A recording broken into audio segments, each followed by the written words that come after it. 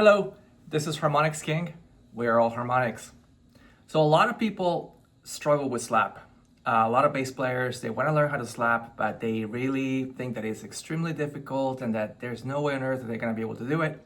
Well, I got some good news. I'm going to show you Slap 101 techniques, basic, of what you need to start doing to be able to do this.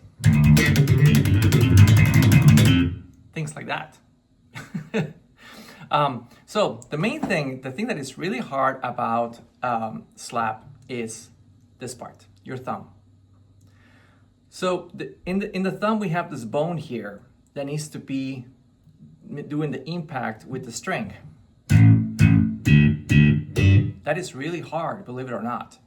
What happens is that when you start like slapping the string, you have you start hitting it with this upper side of the thumb or the bottom side of the thumb, and you don't do it with the actual bone. And that's what makes it difficult. So the first thing that I do recommend people to do is to simply start slapping with the bone. Make sure the bone sounds. If you're not doing it right, you're gonna sound like this. Okay? So you really have to make sure that this bone here is the one that is actually hitting the string. Another thing too, when you slap, your wrist is the one that is doing a lot of the movement. And when you go into the string, you need to pull out right away. You cannot stay, because if you stay, you're going to kill the sound. So you need to right away bounce off the string as soon as possible. Okay, so that's the main thing. So make sure you practice first just getting the strings. So 1, 2, 3, 4. I'm muting up, every time I mute. Then I'm gonna go to the A string. 1, 2, 3, 4. I'm hitting it pretty much like close to this pseudo fret right here. And then I'm gonna go down here. 1, 2, 3, 4, and then the G string. The bottom strings are harder because they're thinner, so it requires you need a lot more precision to hit the bottom strings than the actual top strings because they're thicker.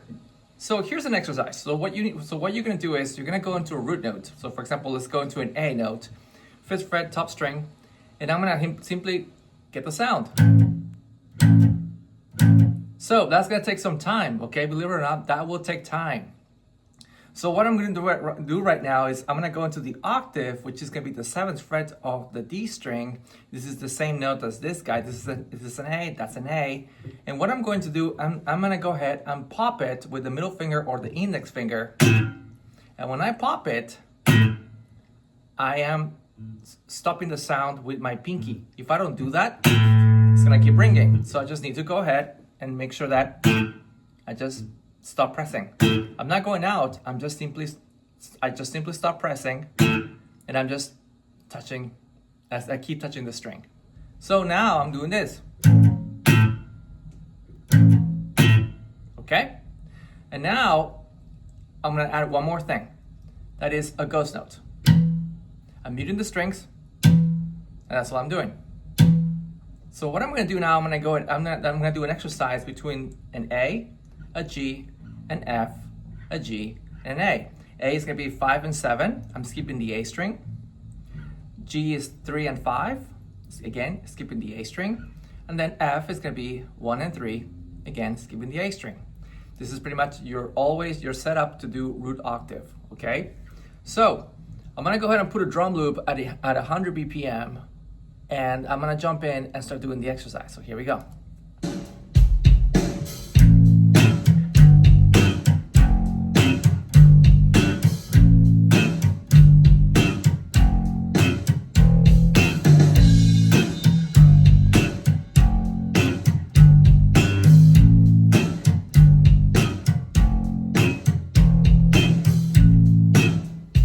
It was simple. All I did, I just went A to a G to an F, and every time that I was hitting, I was doing a slap and a pop.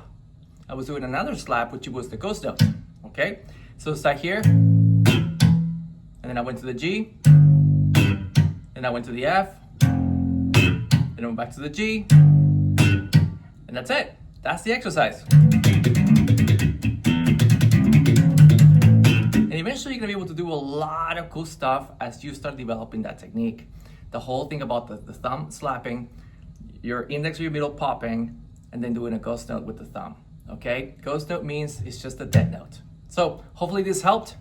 Let me know if you have any questions. Please like and subscribe, and see you in the next one. Bye. Harmonics out.